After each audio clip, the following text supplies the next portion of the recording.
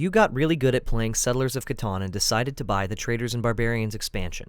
One of the scenarios is called the Fisherman of Catan, and now you need to know how to play it. You could read the rules, but rules are for losers, so instead you've come to YouTube to watch a quick tutorial. What are fish? Simply put, they're a resource that you can use to purchase other useful things in Catan. Here's the recipe card.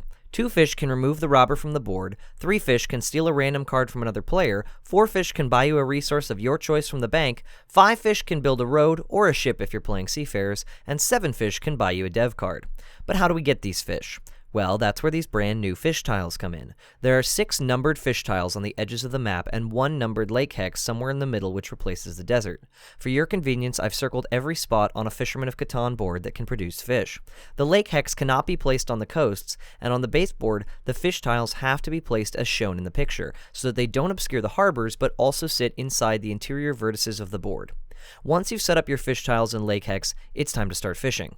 Every time one of the fish numbers is rolled, you collect 1 fish token, or 2 if you have a city on the producing tile. But wait! You can't have more than 7 fish tokens at once, so if a fish number is rolled that would give you more than 7 fish tokens, you have to put one of your existing fish tokens back into the fish pile before drawing a new one. When you draw a tile, it will either have 1 fish, 2 fish, or 3 fish on it, or the old boot, but we'll talk about that later. While you can and often should use multiple fish tiles to make purchases, each purchase must be made separately.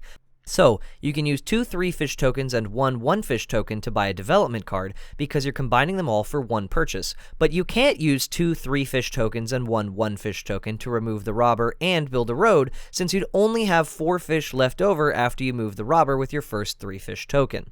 After you use your fish, you place them in a separate discarded fish pile, and when the fresh fish pile is completely empty, you reshuffle the discard pile into a new fresh fish pile. Fish cannot be traded or stolen, and they don't count towards the 7 cards in your hand. Now, about that old boot token. When you fish the old boot token, you have to show everyone immediately.